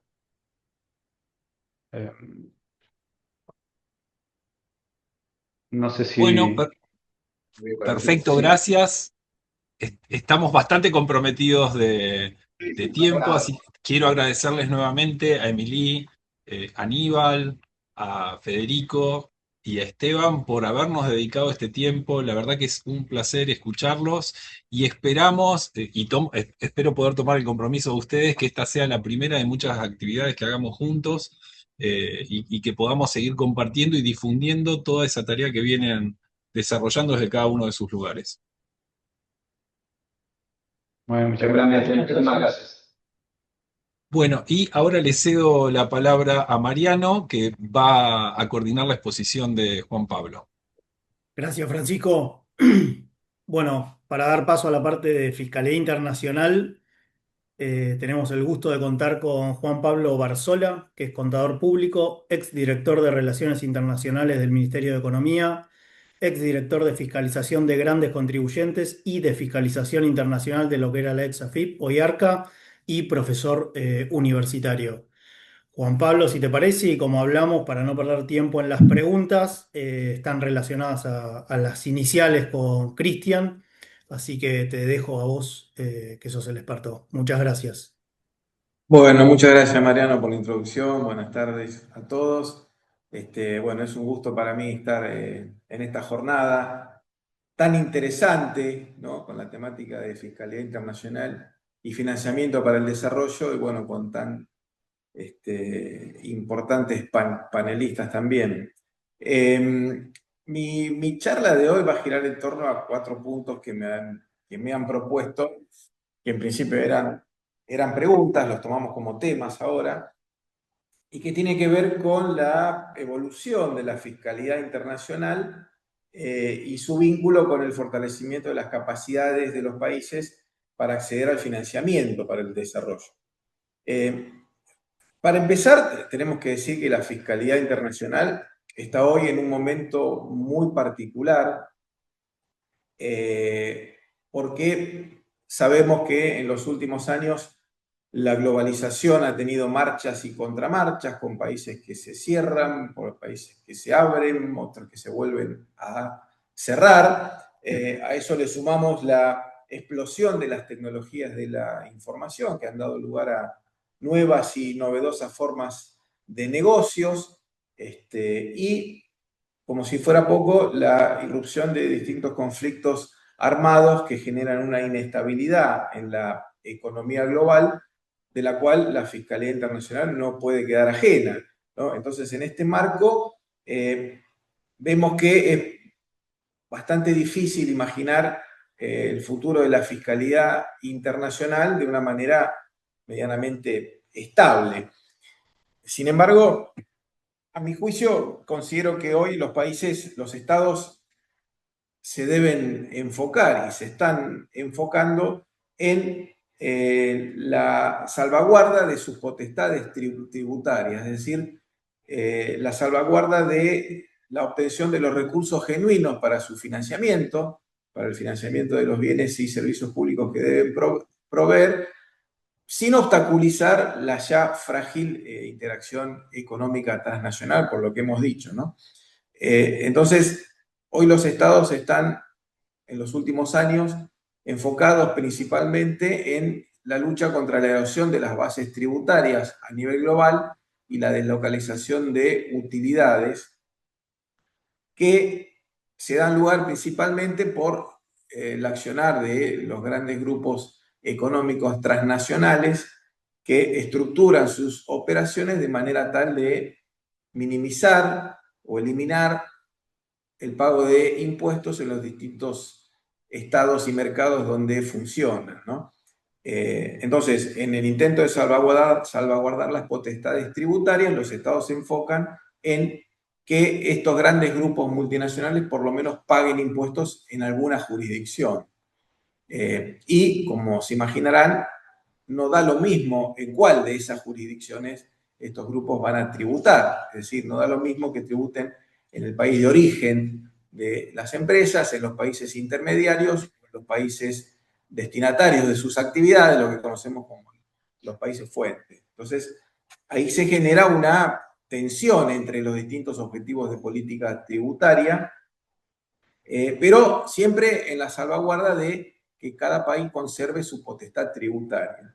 En ese marco, entiendo que es crucial el rol de los organismos internacionales abocados a la tributación y a la tributación internacional en particular, pero es necesario que estos organismos tengan en cuenta en sus iniciativas, en sus proyectos, las posiciones y los objetivos de política de todos los países involucrados, los países exportadores netos de capital y los países importadores netos de capital.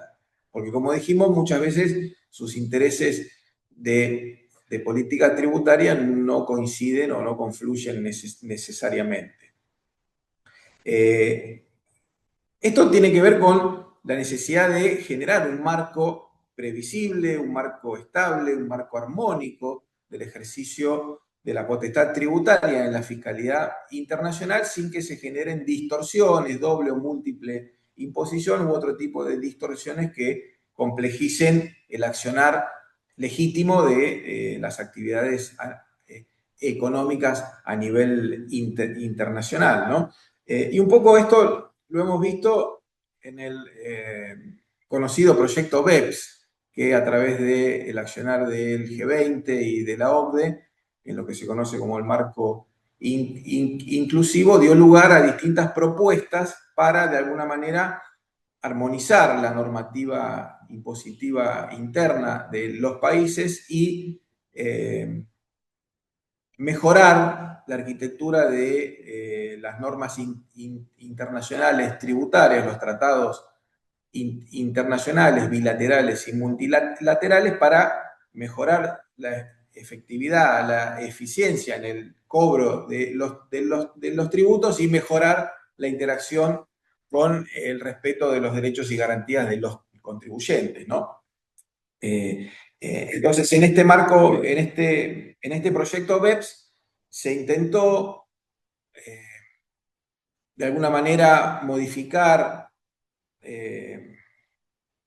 armónicamente la normativa de los países en distintos aspectos, el cómputo de deducciones financieras, la normativa de transparencia fiscal, la normativa de precios de transferencia. Se logró o se buscó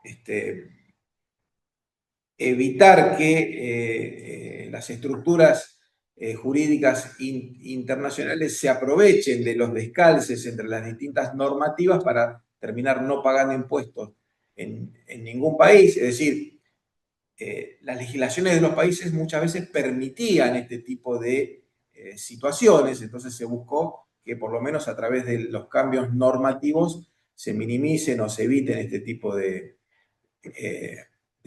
conductas, y también se modificaron los tratados internacionales, adoptando nuevos enfoques y nuevas medidas para la lucha contra el abuso de los tratados internacionales. Todo esto en el marco de este proyecto BEPS, que contaba de 15 acciones que se tenían que implementar. Y a mi juicio, esta iniciativa que traemos como ejemplo, quizás se convirtió en un proyecto demasiado ambicioso y su implementación se fue complejizando a lo largo del tiempo y quizás no tuvo completamente en cuenta la realidad de los distintos países, no solo en materia de objetivos de política tributaria, ¿no? Porque, como dije, no es lo mismo un país importador de capital que un país exportador neto de capital en cuanto a las soluciones que se proponen para gravar en algún país, sino que tampoco tuvo en cuenta o por lo menos no lo tuvo acabadamente en cuenta las capacidades de administración de los distintos países, de las soluciones que se propusieron en el marco de este proyecto. Por eso entiendo que como evolución de la fiscalidad internacional, para hacerse de los recursos necesarios para que el Estado pueda cumplir con sus obligaciones y provisión de bienes y servicios públicos, entiendo que se necesita la interacción de organismos internacionales, pero que tengan en cuenta de manera homogénea los intereses de los distintos países que van a ser parte de esos proyectos y que tengan en cuenta también cuáles son las capacidades de administración que esos países tienen para implementar luego las medidas que resulten de cada uno de esos proyectos. Ahora, teniendo en cuenta la temática de la jornada y la relación de los ingresos fiscales con la elegibilidad y el desempeño de los programas de financiamiento de los organismos internacionales, entiendo que la conformación del sistema tributario de cada país, una vez que decimos que cada país intenta mantener su potestad tributaria, bueno, ¿cuál va a ser el ejercicio de esa potestad tributaria? Claramente lo tiene que definir cada Estado a través de su normativa interna, es decir, a través de las leyes que generan cada uno de los impuestos y desde el punto de vista de la política tributaria, elegir la combinación de esos tributos que mejor se apliquen a la realidad de cada país, ¿no? A mi juicio, entiendo que una combinación de impuestos sobre la renta, la riqueza y el consumo debería ser suficiente para cumplimentar esas necesidades de recaudación de manera sostenible y de manera técnicamente más progresiva. Aquí también se da la discusión entre si apoyarse más en impuestos sobre el consumo o impuestos sobre la riqueza y el ahorro genera una mayor eficiencia del sistema tributario. Bueno, yo considero que un apoyo más o mayoritario en impuestos directos nos lleva a un sistema tributario más progresivo, más sostenible y más justo, y atendiendo a la capacidad contributiva de los ciudadanos, ¿no? Como indica nuestra Constitución. Pero esas son discusiones que se dan en el marco político y se tienen que definir a través de las leyes que aprueben este marco jurídico. Sin duda, sí es necesario revisar aquellos tributos que son más distorsivos para la actividad económica y que de alguna manera frenan un posible desarrollo sostenible y nos alejan de lo que consideramos un sistema tributario moderno y eficiente, ¿no? Esto del lado de los ingresos.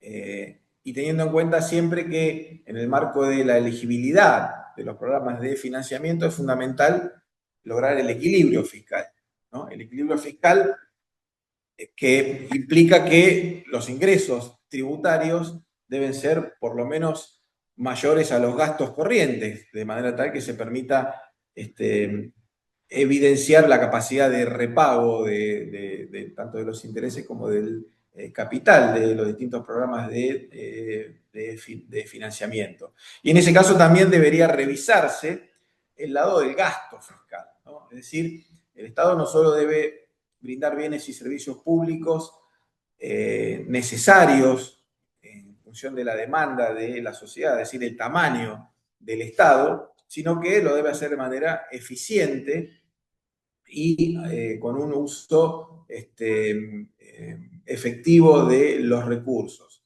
Esto implica que muchas veces los programas de financiamiento no son efectivamente o completamente ejecutados de manera efectiva, no obstante lo cual generan gastos financieros, y eso hace que el lado del gasto del Estado no sea del todo efectivo y eficiente.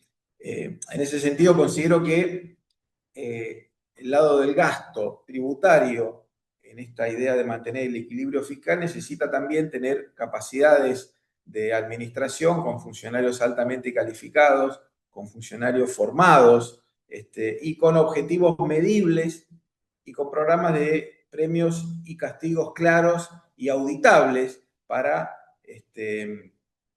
garantizar un cumplimiento efectivo de los roles del Estado, del lado del gasto, y digamos, una premiación de los funcionarios con altas capacidades y un castigo de alguna manera para los que no lo logren. Y en el marco o del lado del equilibrio fiscal, también se me planteó qué tensiones existen entre las políticas tributarias, los recursos que se debe hacer el Estado para garantizar la sostenibilidad de los programas de financiamiento y la implementación de incentivos tributarios. Bueno, inmediatamente uno puede identificar una tensión, ¿no?, entre estos dos objetivos.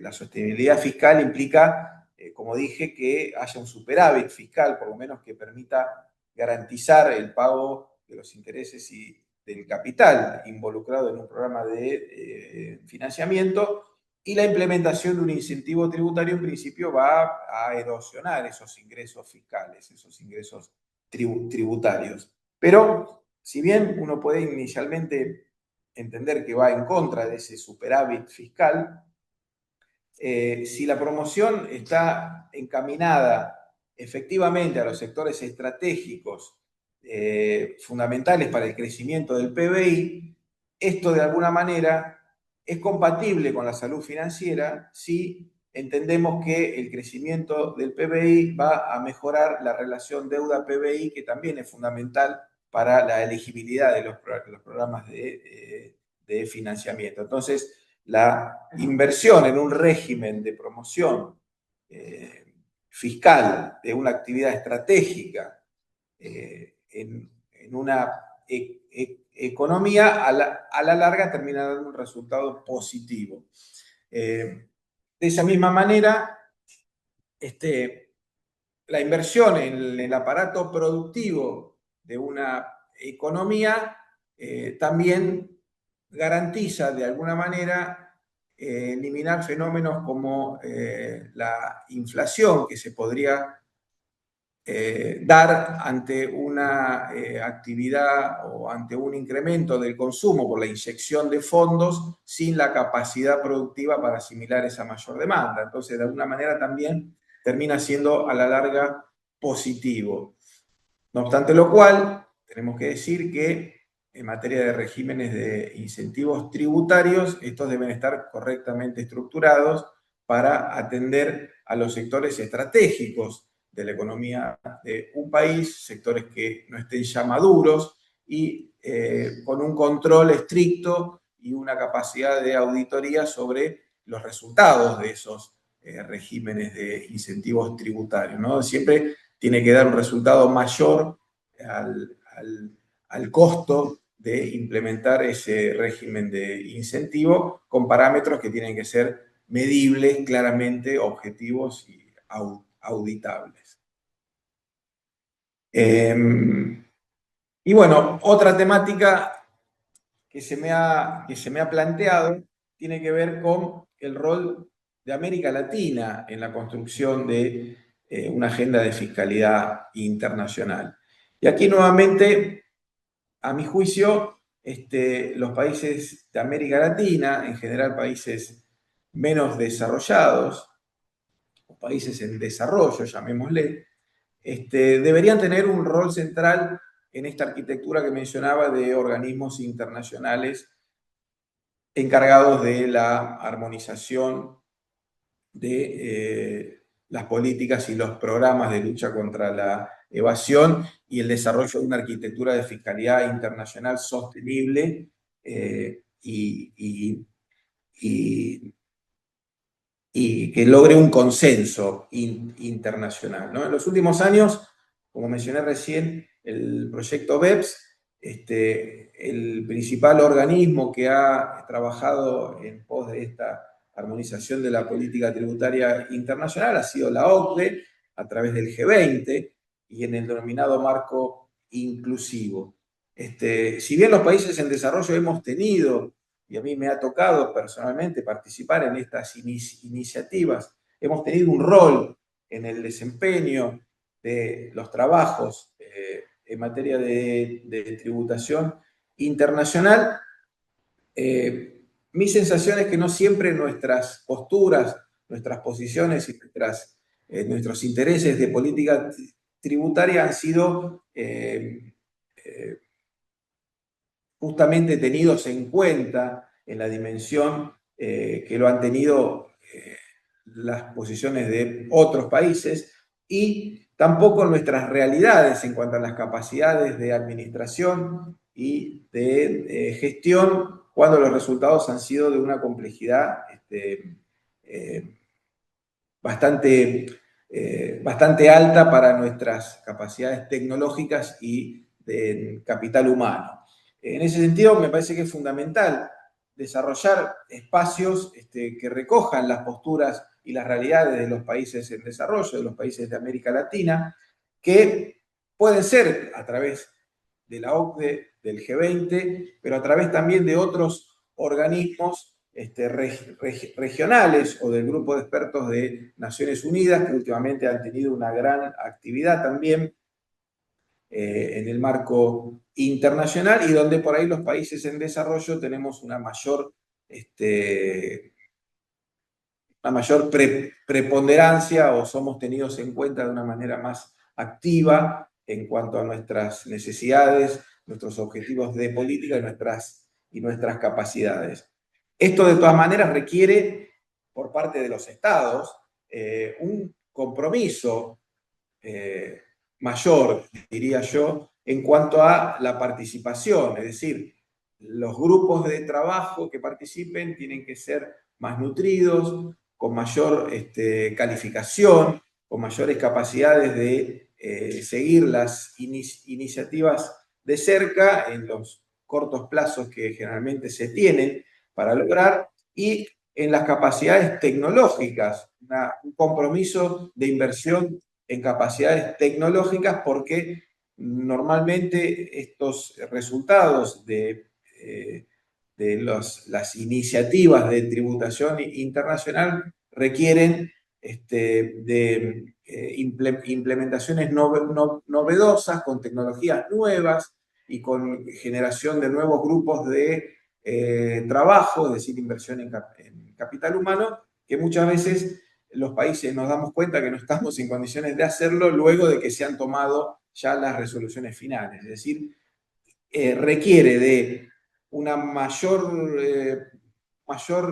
apertura de los organismos internacionales a los intereses y los objetivos de los países de América Latina, pero un mayor compromiso también de los estados en cuanto a la participación más activa y la implementación luego de los resultados que se puedan dar, tanto en capacidades tecnológicas como en capital humano.